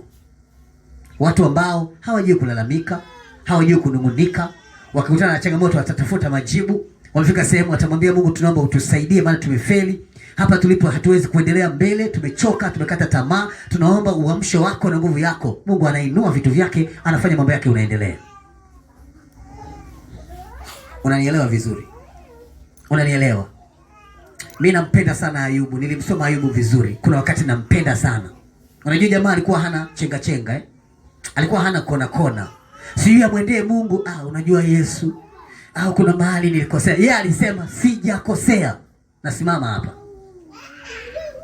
Wewe kuna jambo utakuwa umemfanyia Mungu, hawezi kuwapiga watu bure bure. Akasema sijakosea, sijamfanyia Mungu jambo lolote ambalo ni baya. Nilisimama kwenye njia na baki hapo. Wakamwambia basi kosea, akasema sikosei. Yaani unajua unachokifanya, unajua unachokikimbilia. Unajua shida haziko kwako tu mama, baba, shida haziko kwako. Shida zilianza na watu huko nyuma. Kuna watu walikaa utumwani miaka mingi. Nilikwambia siku ile, kuna watu wanaishi nchi ya utumwa na wanatakiwa kumwabudu Mungu katika nchi ya utumwa. Unaweza? Tanzania ni nchi yako. Si ndivyo? Una ndugu Tanzania. Na pengine viongozi wakubwa wa nchi ni ndugu zako. Wamekustahi, wamekupa na uhuru wa kuabudu. Kuna watu hawana ndugu, wako mahali na wanatakiwa muabudu Mungu. Yaani unasikia sauti ya Mungu inakwambia uko Somalia, muabudu Mungu. Na Somalia ni nchi kama ya Kiislamu ya kidikteta. Pale ukikuta tuna Biblia wanakuchoma moto wewe na Biblia. Kuna mazingira magumu. Kuna vitu vipo haviendi. Unaenda na Biblia ilani. Unatembea na wala jamani wazee wa msafu, unatembea na Biblia sasa. Okokeni, Yesu anawataka. Wala kupiga moto wewe na Biblia, hawaachii hata kovu. Unaambia kuna watu kipengele kipande wanamjua Kristo kule. Wanapeana vipande vya kumtafuta Mungu sirini. Unakibana kwenye kwapo unaenda kusomea chooni. Kakipande kadogo ka hivi. Unatamani kusikia neno la Bwana, unaenda kusomea chooni. Wewe hapa una uhuru. Hata njiani pale unaimba, si ndivyo? Yesu ni Bwana, tena ambao hawajokoka watachomwa moto. Wanakuangalia tu. Hawafanyi kitu na wewe. Na hauwezi kumwabudu Mungu. Kuna watu wanapeana hata simu, huwezi kumtumia message ya kusema Mathayo 9:7. Inasema huwezi. Maana wakikukuta wewe na simu yako ni hatari, ni kosa la jinai. Mazingira haya ni mazingira matupu. Tuna mazingira ya amani kabisa. Wameingia Misri, nchi ya utumwa, nchi ya miungu. Hata siku moja Yusufu anakuambia sitainama kwenye miungu, sitainama. Mimi si mtumwa, siinami. Kina Mordekai waligoma kuinama. Hatuinami. Unaweza wewe? Tukutoe tu hapa tukupeleke Burundi wewe. Unaweza? Kuna mazingira mengine magumu hayawezekani. Lakini kwa nini unashindwa? Kwa sababu unaamini kuna mtu anaweza kuwa rahisi kuirahisisha njia yako. Hakuna mtu wa kukurahisishia njia isipokuwa ni wewe. Maisha haya yetu na urahisi na mtu mwingine yanasababishwa na wewe. Ugumu unaopata ni wa kwako ili ufanye kitu. Kwa hiyo usiogope, mtafute Mungu mwenyewe. Sisi ni watu wa kucheka tu na kukusema inawezekana, lakini wewe ndio umebeba nafasi yako. Uharibifu unakuja kuharibu kitu kingine, sio kutengeneza tena. Alafu nyewe mlikuwa mnajua baraka ni kuja tu kusali, ukishanyenyekea hapa Mungu anakupa unaenda. Hivi Mungu hana akili kiasi hicho? Mungu kwamba awe hana akili kiasi hicho? Itakuwa ukiingia tu, ukipiga magoti hapa anakupa unaenda. Hata kama wewe ndio ungekuwa Mungu, unaweza kufanya kazi hiyo? Si utafilisika wewe? Mtu yoyote mwenye kupewa ni mtu mwenye akili. Ukitaka kuona kitu chako kinaenda, mradi wako unaenda, lazima uamini uliye naye ni mtu mwenye akili. Hata wanawake tunaoa, kuna wakati tunawapima. Unamwachia 50,000 laki au mdai mwezi. Baadaye unamwambia naomba hela yangu. Unajua nilidonoa, nilitoa 20,000, unamwambia sawa naomba iliyobakia. Hii nyingine nilipeleka kwenye mkoba, sijui kikoba. Unapeleka lango ile kikoba. Basi achana nayo, sikupi tena hela. Una akili. Kupa milioni, laki imekushinda, milioni utatunza wewe. Unajua mapenzi na akili ni vitu viwili tofauti. Unaelewa hiyo? Ni kweli kuna mtu anasema nakupenda sana mpaka anachanganyikiwa. Wewe huna akili. Watu hawachanganyikiwi kwenye mapenzi. Na ukiona mtu amekuwa bogat kwenye mapenzi, huyo hana akili kabisa. Hata kama mmo hauna akili kabisa. Huna. Sasa unafanyaje? Eti kuna mtu kaumwa halali asienzi. Kwani wewe mbona ungekuwa umeshindwa hata kusimama mbele za Bwana ukashindwa kulala, mimi ningekupongeza. Unashindwa kulala kwa ajili ya mtu. Kwani hii kitu wewe hujawahi kuona mapenzi yanavyouma? Yana kisu. Yanachinja. Haya sawa. Kwa sababu ni kwamba hauna mambo mengine ya kufikiri. Una kitu hicho tu. Niliona, unajua kuna wakati nilikuwa naangalia movie moja, kuna mtu mmoja amechanganyikwa na mapenzi. Yaani nikajua sasa wanawafundisha nini hawa watu? Maana mimi sielewi. Naelewa akienda kazini ya viendi, eti akitoka nje ya viendi, akilala vilaliki, ni mwanaume. Nikasema kama kuna wanaume wa namna hii duniani, hii ni hasara kubwa sana. Maana huyo hawezi kuendesha kitu chochote. Na ni sawa kwamba hata wewe kuna muda unaamini nafasi fulani. Kuna wababa wameoa, Ushawahi kumpima mke wako? Ili umwamini kwamba anafaa kwenye kazi za maendeleo. Umeshawahi kumpima? Kuna muda unamwachia pesa, fungu tu zuri, unamwachia. Hebu nishikie milioni 2. Alafu unaenda sikudai mwezi wa pili. Lakini naikumbuka mwezi wa 3 sikudai, mwezi wa 4 sasa amesahau. Mwezi wa 5 nakwambia naomba hela yangu. Tena yote iwe kama ilivyoenea. Unajua mume wangu, dear, baby. Yaani baada tu kwa umenipa, nikasema niongeze izai. Haya naiomba. Inatoka mwezi ujao, mchezo unachukua mimi mwezi ujao fresh. Mwezi ule naomba hela yangu. Na faida. Unajua baada ya kuwa nilikuwa nimeshakopa sana, sasa nikaona hii iliyobakia ni imege ni kutengenezea mazingira. Iliyobaki mwangu ni milioni 1.5. Utakasirika? Sikasiriki. Na iomba hela yangu. Yaani kuna mazingira ulimpa mtu milioni 3, amekurudishia milioni 1.5. Ana akili huyu. Unajua kuna mazingira mengine tunapata nafasi ya kuangalia. Unapenda kutumia vitu bila gharama. Unaelewa sijui vizuri. Yaani kuna kitu unaamini kikija kitarahisisha nafasi yako. Lakini sivyo. Kitu chenye kurahisisha nafasi yako ni kile ulichokitolea jasho wewe. Unanielewa vizuri? Gharama ya maisha mazuri yanaletwa na namna unavyofikiri. hatuwezi kupiga hatua, hatuwezi. Unaelewa? Kuna mtu analipwa 2.5 milioni. Sawa. Fungu la 10 la Mungu hapo ni shilingi ngapi? Ni kama 2.5 si ndivyo? Kidogo sana. Anakula zile zake zote na fungu la 10 la Mungu anakula. Ana akili huyu. Hivi mbinguni unamweka wapi? Eti inawezekana? Hata ukipiga hesabu unaona kuna kitu hakipo sawa. Yaani Mungu kama ni kuingia tu na kutoka, aisee mngekuwa mmeshabarikiwa sana. Na nafikiri dunia nzima ingekuwa na baraka. Huo ni ukweli. Wanaosali kama ni ile kucheza tu kicheza, Yesu ni Bwana unabarikiwa. Tungekuwa tumeshatoboa wewe. Unajua kuna kazi unacheza sema Daudi alicheza kwa sababu ngoja leo niwaonyeshe. Lakini Mungu ndio kwanza amegeuka pembeni hata angalii. Sema Mungu ni kiboko. Mungu ni kweli. Sio hivyo tunavyofikiri. Yaani kuna watu mpaka wanafunga mishipi wasema ni leo nataka kanisa lote liinuke. Wewe. Yaani Mungu anakuangalia tu. Unajua kuna watu walienda wakasema Yesu anaweza yote. Bwana atakubariki. Wakafika sehemu wamekuwa na miaka 40-50 nasema hata umaskini ni utumishi wa Bwana. Hata kwa hivyo ulivyo ni utumishi wa Bwana. Amekata tamaa. Mungu amuoni wala yeye aonekane, wewe sehemu amepinda. Umepauka, umechakaa. Na adui wako huko nje wanacheka tu. Kwa Bwana kuna hela, hawazioni. Maana kuna kitu hauna ulichokipata. Hauna na ni ukweli kabisa kuna shida kwenye nafasi yako. Mungu anakupa mpaka akuhakiki, huo ni ukweli. Kuna vitu Mungu anataka kufanya kwenye nafasi zetu. Ili nitakuja nifundisha siku moja baraka za Bwana. Nitakuja nifundisha siku moja. Mungu hatoi baraka tu. Hatoi. Wewe wafuatilie wote ambao wamepata baraka za Mungu. Uangalie njia walizopita. Uangalie na nini kilitokea baada ya baraka zao. Sisi changamoto yetu ni moja. Tunapita kwenye wakati mgumu sana, tunaharibu. Chochote ukifika unafahamia, tunasema au ni wakati mgumu Bwana atanikumbuka. Fahamia lolote, chochote. Yaani vyote unataka kuishi vyote ambavyo unataka kuishi.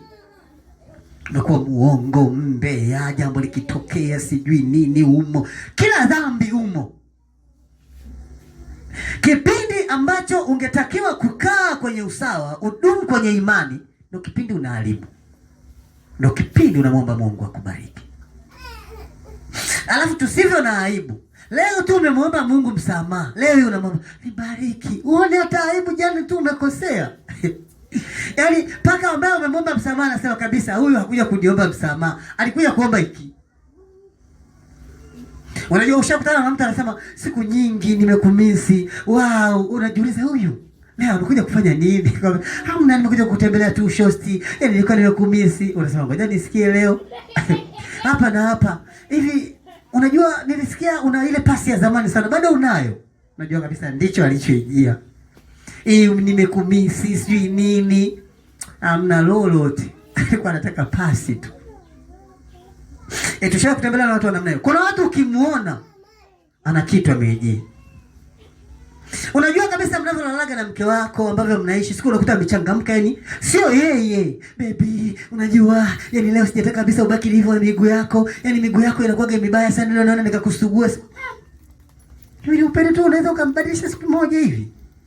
Lakini Mungu anaweza yote. Inawezekana lakini ngoja nisikie. Baby, maji ya kuoga hapa baby. Baby si na nini hapa baby. Baby leo unaenda kulala saa ngapi? Au yani hayo maisha hujawahi kuyaona, una miaka hata kwenye uchumba hajawahi kufanya hivyo. Naelewa? Mwishoni kabisa unasikia baby una 300 hapa. Unajua kabisa. 300. Kwa jinsi ambavyo amekufurahisha kuna muda inabidi tu umpe. Lakini kuna muda unajua kabisa huyu upendo wote ni kwa ajili ya 300. Kuna watu wengine wanasema hebu ngoje nione kama ataendelea.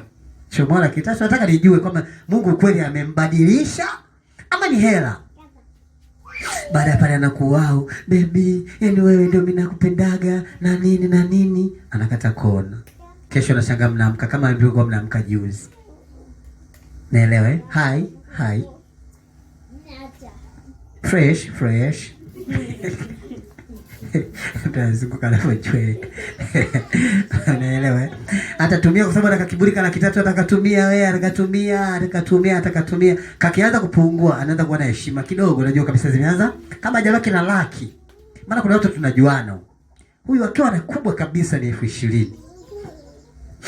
Karibu maji ya kuoga. Kwenye 200,000 anafanya kama anapiga teke. Karibu maji ya kuoga kwenye 20,000. Anatuna, unajua kabisa amebaki 20,000. Sasa ikibaki 10 atanyooka. Wakati anakuwa ni mkali. Watoto makofi, maana si kitu kimetokea. Basi tu hana hela. Lakini ni sawa jamani. Sasa Mungu hayuko hivyo. Hayuko hivyo kwenye nafasi fulani, hayuko. Eti kaka, hata wewe unaweza. Yaani umemkosea Mungu jana. Umekuja leo sasa kuomba msamaha. Najiweza mimi nimekufanya hivi baba. Hebu niue. Niue sasa. Alafu unafuta machozi sasa. Baba, ulisema kila kuombaye upewa. Naomba nibe la unga. Kweli. Kweli wewe. Yaani hata msiba hujaisha kweli unakula kilo. Jamani. Kweli mume alikuwa anakuuma kweli wewe. Jamani, hata kama ni wewe eti umefiwa mume ulikuwa unalia mpaka umezimia, tunakupa kilo unamaliza. Kweli ulikuwa unazimia unafanya makusudi. Hii ngumu hii. Hii ngumu kumeza. Hata wewe mwenyewe huwezi kuamini. Kuna kitu tofauti na hiki. Kuna kitu tofauti. Naomba nile sana ili nikifika wewe nikizimia mnipepe sana. Unakula. Yameniuma sana. Watu wasema alizimia mara 3 jinsi alivyompenda. Kumbe huna lolote. Kuna jambo katikati ya nafasi zetu jamani. Ni ukweli. Mimi nilikuwa na jamaa yangu alikuwa ananiambia nikifanya dhambi kuna muda namwambia Mungu, hii ni adhabu yangu. Kwa hiyo kuna wakati si stahili kukuomba chochote na sitakuomba. Ninawezaje kuyainua macho yangu nikakutazama nikijua nilikukosea? Alafu nikakuomba eti unitendee ile hali nilikosea. Ana aibu mbele za Bwana, ana aibu. Wewe unazo. Kwanza unakuwaje na aibu hata cheti una? Sasa mambo mengine na vitu hivi. Ndio maana tunasema kwa nafasi fulani Mungu anaweza akakutazama namna anavyokutazama. Lakini kanisa la Mungu, kosa ni jambo ambalo linahamisha kila kitu kizuri kutoka kwako. Hivi unajua kwamba hayo ulionayo saizi ambayo unayapitia sio vitu ambavyo Mungu anaviangalia? Kuna kitu tu Mungu anataka kufanya kwa nafasi yako. Kuna namna Mungu anataka kuone unapiga hatua kutoka hapa ulipo. Mungu amekuwa akikusaidia sana tu, akikusaidia. Kuna namna unapita kwenye changamoto anakusaidia. Kuna jinsi ambavyo unatembea anakusaidia, hajakuacha bado. Hivi unajisikiaje? Alafu huyo anayekusaidia bado unamkosea, eti unajisikiaje? Kuna jambo hapa lazima tupate nafasi tu ya kujipima na kujifunza jamani. Kuna siku Mungu amekulaza na njaa? Hapana. Kuna siku Mungu aliacha watoto wako? Hapana. Kuna siku Mungu amemwacha mume wako? Hapana. Kuna siku Mungu ametelekeza uzao wako? Hapana. Ila umekutana na shida ndogo tu, umemwacha Mungu, umemkosea. Tena ambaye alikusema vibaya wala ambatani kabisa na maisha yako. Wewe unaonaje? Unaona nini mbele? Kuna mtu mmoja alikuwa anampenda Mungu sana. Akakutana na changamoto nzito. Akafika sehemu akamwambia Mungu, nitafanya dhambi zote kama zinavyokuja. Yaani sitakataa dhambi. Kija dhambi yoyote ya wizi na iba. Akija siji mdada kajilengesha tuzini na zini. Amekuja sijui ni mwizi kaniiba kanipa fungu na beba. Sitaacha. Mungu akamuuliza swali, unanipenda? Akasema nakupenda lakini kwenye shida siwezi. Mungu akamwambia sawa. Haina shida. Na mimi nitaviondoa vitu vyote ambavyo tayari vipo kwa nafasi yangu. Alafu nitakuacha wewe kama wewe kwa kila kitu unachokitaka ili uishi. Akasema fresh Mungu, kwa sababu wewe ni Mungu, fanya unavyoona. Naelewa? Kwa sababu nilikuomba unipe, hujanipa. Mungu akamwambia siwezi kukupa saizi na sina mpango wa kukupa leo wala kesho. Nitakupa kwa wakati wangu ila sio leo. Akasema kama hutanipa mpaka siku ile unanipa mimi nitakuwa nafanya dhambi tu. Akamwambia fresh. Ngoja tuone nani mkubwa. Hapa na hapa akajiunga na kundi moja la wezi. Mtumishi wa Mungu ameacha Biblia, ametupa kila kitu. Wameingia kuiba, hapa na hapa wameiba. Bahati mbaya katika kutoka wakatoka wenzake wote, yeye akakwama, wakamshika. Wakampa kipigo wa kuui. Mungu sema kuacha tu. Sawa sawa na wizi wako unapigwa. Wakampiga sana. Wakampiga. Yaani wanakupiga kipigo ambacho ni sawa, ukifika nyumbani jicho moja alioni. Naelewa? Wakamwachia. Alafu wale wenzake ile fungu alioiba wakaja wakamgaiwa, mshikaji. Si unajua huko wanaguza jicho. Mungu akamwambia kila kitu utakachokifanya utalipia. Unaelewa? Utalipia. Ameenda na maisha hayo magumu, baadaye akaja akajikuta ametoka kwenye ule mfumo wa wizi. Akajikuta amekuwa tu mtu wa wa watu, uongo na nini mazungumzo fulani anapata hela. Hapa na hapa akamwibia mtu mmoja kwa maneno na nini akashikwa. Wakamtupa ndani. Unaelewa? Utakaa miezi 6. Tena hakimu akumpa miezi mingi, lakini akasema tunamhukumu miezi 6 migumu. Miezi 6 ya kazi nzito. Unajua pale wanaandika miezi 6 ya kazi nzito. Usiku na mchana afanye kazi.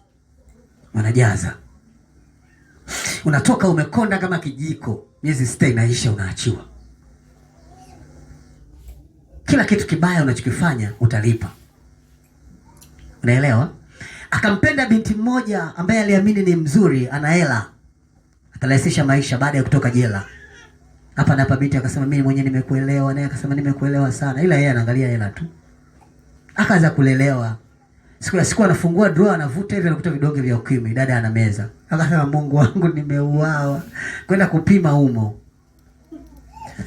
Sauti ya Mungu ikamwambia unga dozi. Wewe si ulisema utafanya dhambi mpaka siku nitakukumbuka. Na mimi nimesema sina mpango wa kukumbuka leo wala kesho. Na usipomeza dawa unakufa. Ila kwa jinsi ambavyo nataka nikufanye wewe, hufi, utateseka sana. Unaelewa? Unaujua ukimwi. Wakamwonyesha picha, Mungu akawa anamuonyesha picha.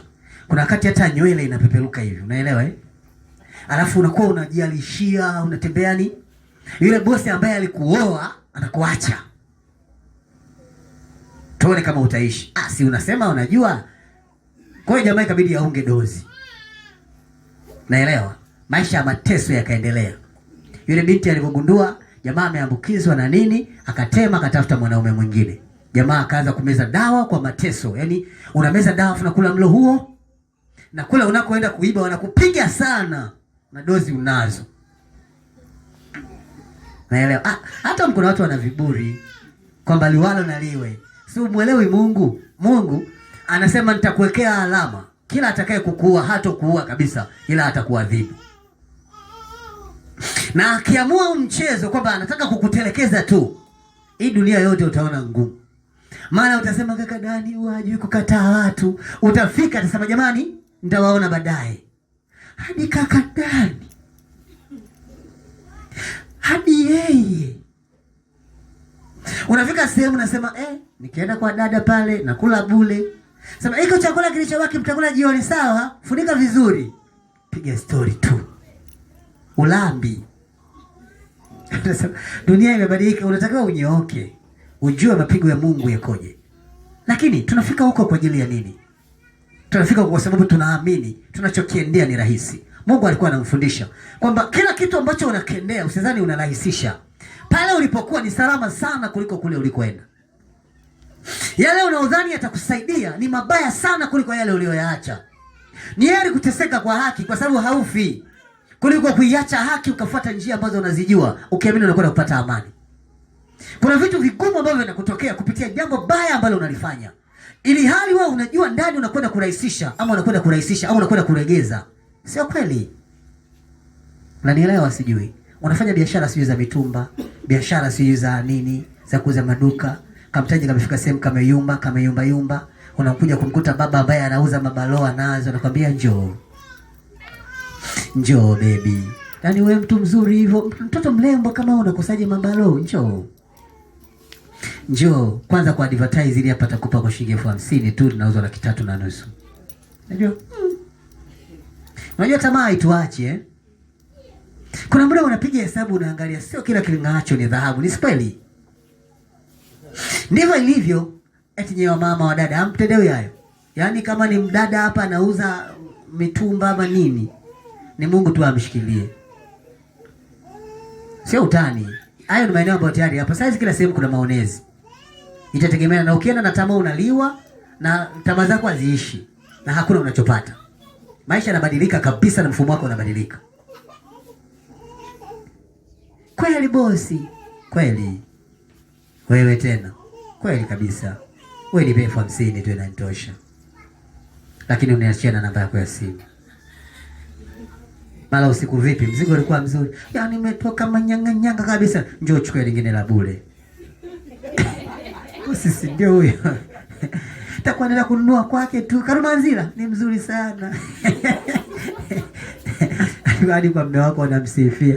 Yaani yule baba, alikuwa kweli Mungu ambariki. Mwenzako ametega chambi, anataka avue. Watu wakiwa wanatega wanavumilia, si ndio? Lazima wewe mvumilivu. Vipi hilo vipi? Ile alijanikata sana, alinikata kidogo. Nilikata kidogo. Sasa ile kwaje mpaka ninakukatia ni sijui tu ni mauzo lakini nilitoka vizuri. Njoo nitakupunguzia 700,000, nitakupa kwa 400,000. Wewe usipate shida. Wewe ni wangu. Ili kwanza ushakula, hebu kachukue pale. Hebu mpe chochote atakachotaka. Kuna siku nyingi hujala mshikaki. Namba mshikaki na soda, unajaza vingi na chips nini? Shilingi ngapi gharama yake? 15,000. Isiwe shida. Talipa. Unaenda tu. Unaenda tu ukiwa mwenye. Unakwenda tu.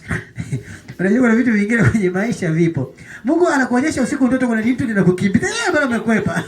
Amka asubuhi simu. Wala ushtuki. Unajua kuna mazingira ni magumu sana kwenye maisha. Asije akakwambia mtu kuna mtu akurahisishia maisha hapa duniani. Hayupo. Huo ni ukweli kabisa. Hakuna mtu akurahisisha maisha ya mtu mwingine. Ni Mungu tu. Siku Mungu ataamua kukukumbuka, ndio siku Mungu anakunyanyua. Na kuna muda nenda tu, hasara imetokea. Jijazilize unavyojua, sogea pale utakapopaweza. Fanya kile ambacho kinawezekana. Kuwa makini kwa nafasi zako. Maisha sio hayo. Utakuja kujikuta unachoenda kupata ni kibaya kuliko kile ulichokiacha. Na mwisho wa siku utakuja kujikuta umeangukia mahali ambapo ni pagumu kuliko jinsi ambavyo unafikiri. Thamani ya maisha iko hivi. Kila mtu huwa anamwona mtu mwingine ni bora sana kuliko yeye. Thamani ya maisha ndivyo ilivyo. Kuna mtu hapa anaamini kuna mtu mwingine ni star kuliko yeye. Na akitoka na yeye au akidate na yeye ni muhimu kuliko yeye. Kumbe ni ujinga tu. Sio kama unanielewa vizuri. Yaani kila mtu ana namna anapita kwenye nafasi fulani. Kuna mtu unambeba unasema hakustahili kupanda pikipiki yangu. Yeye nani? Ameumbwa na dhahabu yeye. Ila kuna muda anakuambia niguse, unasema tu unasikia kabisa mwili unawaka, unasema kabisa kweli huyu mtu. Mimi naamini binadamu wote ni sawa. Mimi naamini binadamu wote ni nini? Ni sawa. Na Mungu alituumba wote na mwili mmoja na hakuna aliyezaliwa mbinguni. Tulizaliwa na wanawake wote na wote tulizaliwa na wanaume. Si ndio maana yake? Kwa hiyo hakuna bora zaidi ya mtu mwingine. Unajua nilimbeba mke wa mkwangu. Kwani yeye hana mwili yule, hana nyama. Kwanza pengine historia yake ilizaliwa polini kabisa huko bushi kabisa ndani vichochoroni kabisa. Ni sawa. Unaweza kuja kupata heshima na nini.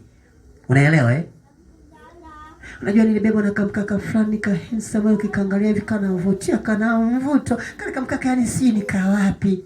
Yaani kuna mimi nikasema tu nikapapase. Sio kila king'aacho ni dhahabu, utaumia. Utaumia. Mazingira hayakuleti wewe kuwa bora kupitia mtu mwingine. Utakuwa bora kupitia namna ulivyo. Na kila unayemuona amekuwa bora, yeye ndio sababu ya kuwa bora. Hakuna mtu mwingine pale amesababisha. Mimi kwenye maisha yangu sijui kumcheka mtu. Najua kujua kila mmoja ana namna yake na Mungu alimuumba kwa sababu fulani ndio maana yuko pale. Basi. Naelewa? Nilikutana na dogo mmoja alikuwa anamsifia mdada mmoja, sema kaka nilibeba pisi moja la ajabu. Unajua kaka pisi, nikasema hebu tuzungumzie mada. Yule mdada hakuna mwanaume anaweza kumwangalia akamwacha hata wewe. Tuko tunazungumzia, unajua tuna wasela huko mtaani, yani kuna watu wanakuwa kama wasela huko nje. Inabidi uishi naye lakini kwa kumuonya. Unajua unamwambia hata mimi sema, brother penye mimi nilishindwa kutoboa. Nani anatoboa? Ile brother unafikiri mimi ni mtu wa watu tu ovyo ovyo. Mimi nikipenda nimependa kisu. Yaani mimi sio mtu wa watu tu ovyo ovyo, yani unione tu. Eti imekuja tu kimdada akijui kuoga kimenaniliki. Mimi sio hivyo. Mimi ukiona nimependa ujue hiyo peace kweli. Peace ikienda pale ikiingia pale mkoani mkoa yeye mwenyewe. Wewe mchezo wewe. Nikabaki na mshanga. Nikamwambia unajua Mungu amemuumba kila mmoja na kipaumbele chake. Hivi unajua kipaumbele changu mimi ni nini? Wewe unavyojua. Mimi kipaumbele changu mimi kwenye maisha yangu. Yaani sehemu ambayo naweza nikadata nikashindwa kwenda, nikashindwa kutoboa. Mimi. Yaani kabisa nimefika sehemu nimeshindwa kutoboa, pale si banduki. Wewe nionyeshe vitu ambavyo ni mambo ya agriculture, vilimo, pale stoki. Lakini habari ya wanawake ama si ya wanaume. Hata uniweke na wanawake 100 talala chumba kimoja na asubuhi utanikuta yuko mzima. Hivi unajua kila mmoja na kipaumbele chake? Ni kweli kwamba kuna mtu kipaumbele chake ni wadada, yani muda wote yeye ni wa kuangalia tu.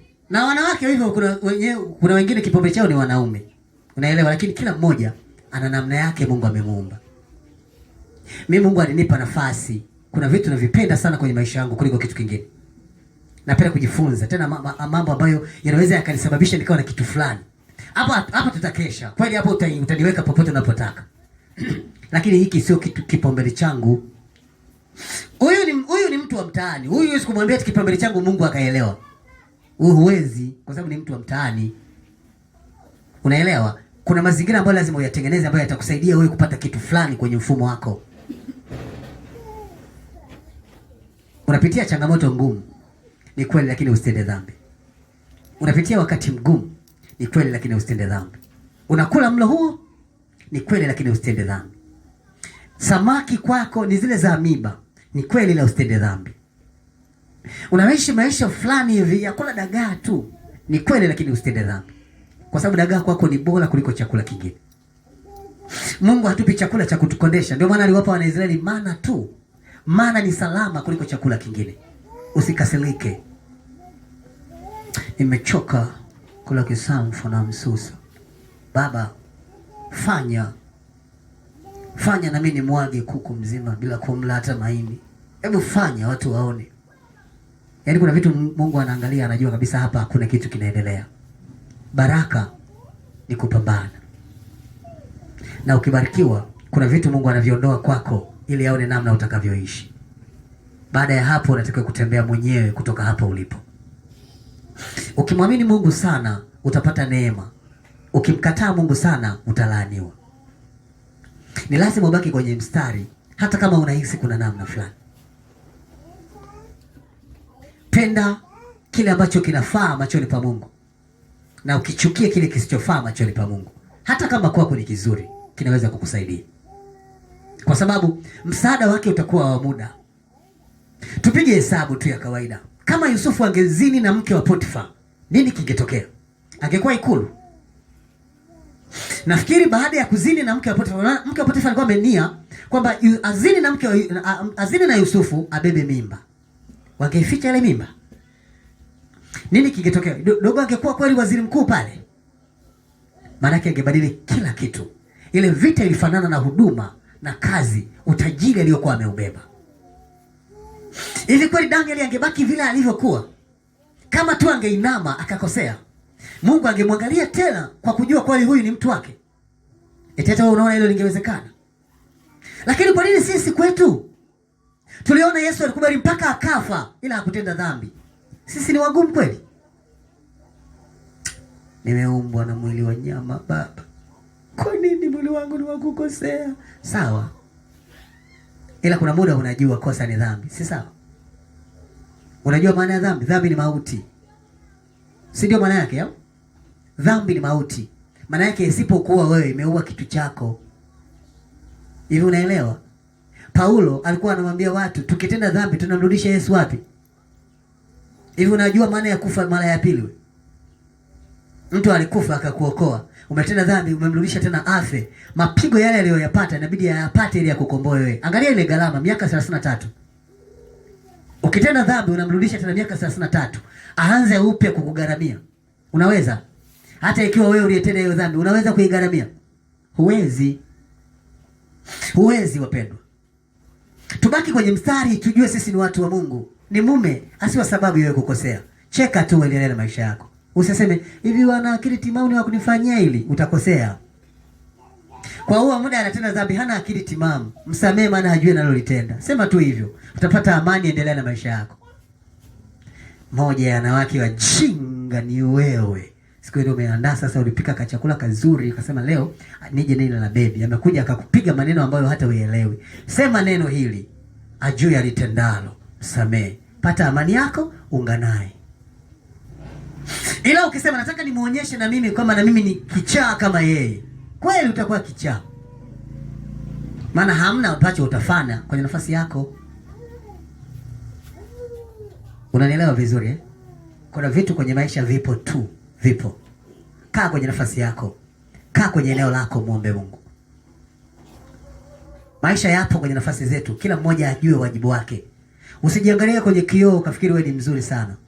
Hapana, wewe ni wa kawaida sana, sio mzuri sana. Unanielewa eh? Wanaokupenda wanataka tu wakutafune, lakini hawana nia na wewe. Unanielewa? Unapotaka kupata kitu kizuri lazima uweke kitu kizuri, si ndio maana yake? Unapotaka kupata kitu lazima uweke kitu sawa sawa na thamani yake. Unanielewa vizuri eh? Ndio maana tunatega. Kuna mtu ashatega kwale kanga. Unatega wale wanyama, unatafuta yale mahindi bora kabisa ndio unaweka ni. Akifika anadonoa anajua kabisa kwamba hapa ni usawa. Yale mahindi mimi ni mle yeye. Ni sawa. Mahindi ni ya shilingi ngapi? Eti muhindi mmoja ni shilingi ngapi? Sasa debe ni 9,000 kwa hapa kwetu, sio 8,000. Sio bei yenyewe ipo, sio 10,000. Bei yenyewe ipo hapa kwetu. Muhindi mmoja sawa na shilingi ngapi? Kwenye debe hata kama ni ile makubwa makubwa. Maana yake haizidi 1,000. Si ndio maana yake? Wewe unamla kwale au kanga. Kanga anauza 30,000. Wewe umeweka buku. Unakula 30,000. Nani mwenye faida? Usijione wewe ni mzuri sana. Usijione ukatenda dhambi eti ukiamini wewe ni mzuri sana. Sio sawa. Unajua watu wanaweza wakasema kitu chochote, kaka wewe ni mzuri. Napata wapi mkaka kama basi unajiona ni mzuri. Kumbe ukijiona unabaki hata kwenye kioo unasema hivi, lakini hii sura. Hivi kilichomvutia hapa ni nini? Kama ni weusi Mungu amenibariki. Sasa amevutiwa na nini? Yaani anachochukua kwako ni kikubwa kuliko anachokiacha kwako. Ndio kawaida. Kwa hiyo usijirahisi. Nikapendwa na yule binti. Mbona mimi imeisha? Ndio maana kaja kwako. Kuna vitu ni rahisi sana kwenye nafasi yako. Kuna vitu ni rahisi. Jipange, jiweke sawa, Mungu atakusaidia. Nje na hapo huwezi kupiga hatua yoyote nzuri. Na utajikuta umeishia mahali pagumu kwa sababu yako. Kanisa, tunaelewana? Usinitishie kwa mambo ambayo hayapo. Unajua mimi wakaka wengi, wadada, wakaka wengi ni mimi usiku, simu yangu yani kila muda mtu ananitongoza. Kwa nini hatutongozwi? Eti wanaume hatutongozwi? Hata sisi tunatongozwa sana tu. Sana, lakini unaangalia naye kutongoza yupoje? Unaelewa? Ni kweli kuna namna wewe unapenda watu wenye rangi rangi. Wewe unapenda weusi sana. Ndio umekutana naye. Kakutishia tena na kazi, unajua anafanya kazi kwa mkurugenzi, ukasema hii nimeokota dodo chini ya mpela. Angalia nafasi yako, Mungu atakusaidia. Hakuna kitu kinakuja kirahisi. Hakuna. Mimi ninachojua, mabaya yanakuja kutuachia mabaya, sio mema. Kwa hiyo tujue namna ambavyo inastahili kwenye nafasi yetu. Nimesema na wewe habari hii. Tambua. Nimekukumbusha tarehe 18 nilikufundisha, mwezi wa kwanza nilikufundisha unalijua kosa lako. Leo nimerudia mada hii. Kwa habari nafasi ya kosa lako ndio mahali ambapo unakaa wewe. Utajua kwamba nafasi ya kile ambacho unakifanya kitakugharimu. Makosa hayaturahisishii maisha. Magumu ama kuyaacha mapito tunayopitia hayatatupunguzia safari ya kile tunachokiendea. Ndio maana mahali salama kwa wana wa Israeli ni jangwani, mahali pasipo na maji, sio ahadi tena. Kwa miaka 40 walikaa pale na wanatakiwa kukaa pale miaka 40 ili waingie ahadi. Na inawezekana hata kwako wewe miaka hii ni miaka ya haki kabisa. Ni sawa kabisa wewe kuwa hapo. Kwa sababu Bwana anataka akupime ili akubariki. Ulikaa na mimi katika shida na raha, si ndivyo? Ulinivumilia katika shida na mateso. Hata mimi naelewa wewe ni mtu wangu. Kaka, hata kama ni wewe ulinikimbia wakati mgumu, tumerudiana wakati wa amani. Mimi naelewa. Hata kama ni wewe naelewa. Nilikutelekeza kaka, labda tulikuwa tunasafiri pamoja, tunaenda mahali, ukafika sehemu, ukapata ajali, nikakutupa. Kwamba utakuwa mzigo, nikakutupa. Nimeenda mimi wakaniuliza sijui, nikaa naambia tu sijui. Tulitengana, tulipata shida. Bahati nzuri akatokea mtu akakuokoa. Ukawa mtu mzuri. Baadaye mimi nikarudi kwako, unanielewa? Unajua ni shetani tu alinipitia mle polini. Sikuwa na nia ile kabisa, sikuwa na ile nia. Hivyo watu kwa unanielewa kwenye akili yako. Nilikutupa mimi. Maana nilisema vyovyote atakavyokuwa na iwe. Eti inawezekana. Mbele za Mungu kila kitu ni thamani. Nawaambia la mwisho. Tukiwa hapa, ukisema nakupenda Yesu, nakupenda mimi kwa ajili yako. Wala Mungu adanganyiki. Anakuangalia tu. Nani mzuri kama wewe baba? Nani mzuri kama maana kila mtu ana sauti yake. Baba. Wewe unanipenda kweli, mimi nimeona. Yesu Kristo ananipenda sana. Ndio namna yake. Mungu adanganyiki, wala tuchola tu. Unajua anatuangalia tu. Hata wewe mawe. Tuangalie. Mungu anadanganyiki. Yaani kuna mtu mwingine. Leo sisemi. Sisemi mimi. Sisemi. Mungu anakucheki tu. Anasema shida na raha ndio zitabainisha nani wangu. Kuna mateso. Koja. Si tuko hapa. Kwa tunaenda wapi? Eti ni mbali. Wewe Mungu adanganyiki. Mimi nawaambia tu ukweli. Watu wangeosha chukua baraka wameenda. Mungu angekuwa hivyo. Au ungekuwa labda ni mimi. Mimi ningekuwa nawapa tu. Mimi sina shida. Kaka nakupenda anakupa. Sasa kaka wewe ni mzuri. Kaka mimi siku ukiondoka mimi nitalia nakupa.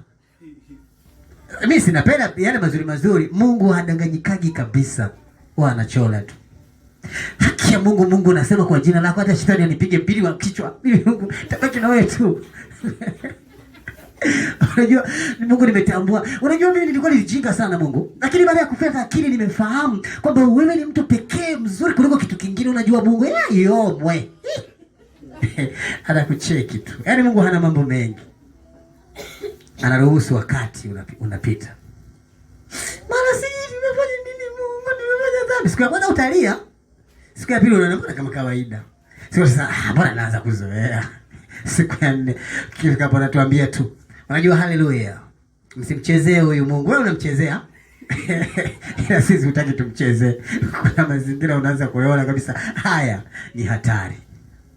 Ni ukweli Mungu anataka mtu wa kusimama na yeye kwenye vipindi vyote. Kipindi kigumu na kipindi kizuri. Na hatutamwambia Mungu kwa maneno, anataka kuona matendo dhahiri. Na hapa kwenye kutenda ndio pagumu kwa kila mtu. Kanisa tuko pamoja. Kwa hiyo kuna mtu anasema, mimi nilikuwa na kakangu mmoja, tulikuwa tunakaa kwenye mfumo wa huduma. Lakini kuna wakati anakuambia kuna muda natamani kusema na Mungu kwa sauti kubwa, kwa sababu na mimi nikisema sauti kubwa ananisikia. Nikamwambia hapana, Mungu anasikia hata ukiwa sirini. Na nilikuwa na jamaa yangu mmoja ananiambia mimi silii, mbele za Bwana silii. Na mimi nitamueleza Mungu mambo yangu lakini silii. Alafu kuna mwingine alikuwa ananiambia mimi mpaka nilie ndio naona uwepo unakuja. Unaelewa? Lakini ni ukweli kwamba hata utoe machozi Mungu haangalii machozi. Anaangalia namna unavyojikita naye hapa. Siku ya kukubariki ni hiyo. Lakini mpaka ajiridhishe sana. Ajiridhishe. Unajua tulio wengi ni waongo Ndio maana nilikwambia hata Jumapili leo una jambo lako. Kwa hiyo Mungu anataka angalie kwanza wale wenye mambo yao. Baadaye watakao baki wale usema, mimi sitaki kitu baba, nakutaka wewe tu. Mimi hata ukininyima hela nakutaka wewe tu. Haya maneno Mungu hayasikia, anasema siku zinakuja. Siku zinakuja nitakunyima hela, nitakunyima kila kitu, nitamfanya mume wako akuzabe mabanzi. Vizuri kabisa nione utabaki na mimi ama utashtaki. Ukikaa kwenye njia anakubariki. Hana shida. Yaani kuna hoja unamwendea Mungu, anaona hii ni hoja ya wewe kuwa na wewe. Na kuna hoja unapeleka mbele za Mungu, Mungu haoni sababu ya wewe kuwa na yeye. Hivi nikutolee mfano. Ni mimi nilikuja kwako nikikwambia nakupenda sana. Sijaona mwanamke kama wewe. Peke yako wewe ni mwanamke mzuri kuliko wanawake wote. Unajua nikiwa na wewe najisikia mtu Basi wewe ukajiona kichwa. Siku hiyo umetoka zako safari ukasema ni surprise. Unafika pale unakuta nina baby mwingine kitandani kwako. Unanielewa? Kwanza unaanza kukumbuka yale maneno niliyokuwa nakwambia. Nakumbuka yote. Ila nina mtu mwingine kitandani. Naye namwambia yale yale. Unajua huyu nilimuoa tu hivyo hivyo kwa sababu naamini. Uko mlangoni sasa unasikia unataka kunisurprise. Alafu nikatoka tena jidai na tamba. Hakuna kama wewe ukiniacha nitakufa. Na ulikuwa unanisikia kitandani niko na mtu mwingine. Tuseme mbe mnafiki wewe. Hivi kule utanikumbatia? Unajua kwenye maisha kuna vitu vingi. Mimi natoa hii mifano kama mifano tu, lakini naamini kuna kitu natakiwa upate. Hebu pata uzito mbele za Mungu. Mungu ni wa thamani sana kuliko kitu chochote tulichonacho duniani, chochote. Na kuna mwingine alimwambia Mungu, ondoa kila kitu. Ondoa. Lakini usije kufikiri kama nitakuja nikuache. Mungu akasema poa, naondoa. Ondoa mali, ondoa. Ondoa mke, ondoa. Chukua watoto. Chukua kila kitu. Chukua hata ukitaka na mavazi yangu, chukua niache hivyo hivyo. Sikuachi. Mungu akasema fresh. Amna noma. Kazi sikuondoa tu. Unaelewa Uwe na akili timamu unapozungumza maneno. Hapa na hapa watoto wamekufa. Hapa na hapa mke amepata bwana mwingine. Nasema tu naomba talaka yangu. Tena mbele za Bwana hatuombi talaka, si ndivyo Unasema tu mimi nimekuchoka na chemsha. Mimi natembea. Sasa baby tabaki nani? Utabaki mwenyewe na Mungu wako. Mimi naenda zangu. Baby, usiniache bwana. Nilikuwa naliaga hili. Unaelewa? Anatoka. Jamaa akasahau, alimwambia Mungu achukue kila kitu, akachukua sumu, akakologa afe, maana ameona hana thamani tena duniani. Wakati anataka kunywa Mungu akasema uliniambia nichukue kila. Umesahau? Ulisema kitu gani cha thamani kwenye maisha yangu kama wewe? Ukaniambia kama ni fedha wewe unaweza kunipa. Kama ni mali unaweza kunipa. Si uliniambia? Si uliniambia nichukue chochote. Uliniambia mwanangu. Uliniambia wa thamani kwenye maisha ni mimi tu. Na mimi nikataka nione kama kweli ni wa thamani kwako. Akasema Mungu umenipima kwa kipimo ambacho kinanizidi umri wangu. Ona maneno ya watu. Mungu anamwambia sasa. Uliniambia nichukue kila. Na nyinyi si mnakujaga mnasema haya maneno. Uninyang'anye yote niache Yesu. Au mnaimba tu wapendwa. Kuna mwingine ananiambia tibi huo wimbo si upendi. Sababu naangalia cha kuninyang'anya. Kwa sababu wao wanatakiwa waimbe wajane huo. Yesu. Kwa sababu yeye ashanyang'anywa. Japo bado kuna mambo mengine wanayo. Unajua kuna vitu vingine. Mungu akakunyang'anya nyumba akakwambia kapange. Unaweza? Kuna vitu vingine unaona kabisa. Ila wimbo, unajua wimbo kama unakupa ujasiri, lakini ukiona unaenda kukabiliana nayo huyawezi. Sijajua. Na watu wanaimbaga Yesu, Yesu. Leo hana hela anavyolia. Kila siku baba, nitaishi maisha haya mpaka lini? Wewe ulisema utanifikia. Wimbo tuliimba tu jana. Na mimi wanapenda kuuimbisha. Wanataka ujue idadi ya wangapi wataimba. Wangapi wataitiki. Unajua kwa sababu kuna mwingine anasema mimi naungana nao lakini siko pamoja nao. Mungu usifanye sawa sawa na wanavyoimba. Fanya sawa sawa na wanavyoimba. Ala. Kila kitu kitoke bwana. Lakini ukikutana na mtu jasiri anaomba, kuna wakati unayapenda maneno yake. Kwa sababu unajua huyu kama anamshawishi Mungu, kama Mungu kweli anaweza akamuelewa, Mungu hadanganyiki, anakutazama tu. Ndio kawaida ya Mungu jamani.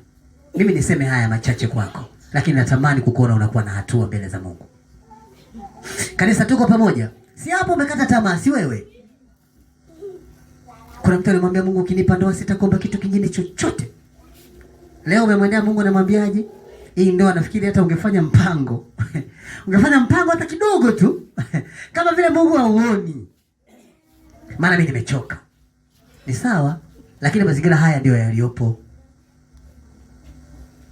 Kanisa, tuko pamoja. Namkumbuka ndugu yangu mmoja aliniambia, kaka, mimi nilimwambia Mungu anifanye niteseke tu kwa ajili yake. Naelewa? Niteseke tu. Nikamwambia una akili timamu kabisa. Akasema ninazo zote, zimejaa mpaka nyingine zimepitilia.